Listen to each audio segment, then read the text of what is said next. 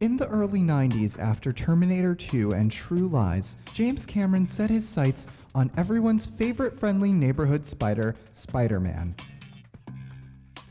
Caracol Pictures, which produced Cameron's T2, purchased film rights for Spider-Man in 1990 from then rights holder Menahem Golan. Cameron wrote a scriptment for the movie that was highly regarded in Hollywood and even got the seal of approval from Spider-Man co-creator Stan Lee. The film was an origin story following a high school-aged Peter Parker as he got and learned to deal with his new powers. This film, however, was much darker and more of an adult film than the family-friendly Spider-Man that audiences knew from the cartoons and comics. What a way to travel. Once around the park, James, then home for tea.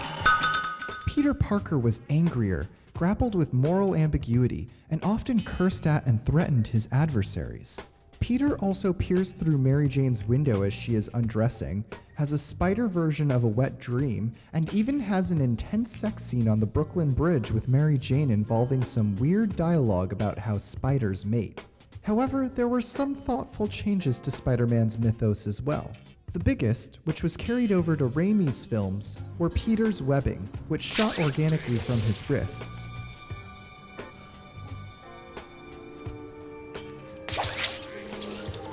The villains would also have an update from the comics and featured Carlton Strand, not Max Dillon, as Electro. Strand is a corrupt capitalist, a Donald Trump meets Milken mixed with homicidal psychosis. Electro would function not only on pure electrical power, but electrical information, an allegory to the information age. The real power, he says, is not force, but information. Strand uses his powers to manipulate banks and the stock market to make himself a billionaire, a marked change from, well, this. What are you doing? You made me a cake?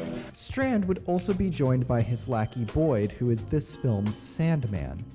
The movie fell through when a complicated web of litigation put into question who actually owned the rights to Spider-Man. To make matters worse, Caracol and Marvel had filed for bankruptcy while the question of the movie rights were raised.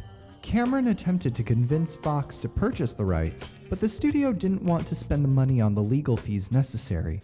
Spider-Man eventually landed at Sony, where the films were developed with Sam Raimi and later Mark Webb.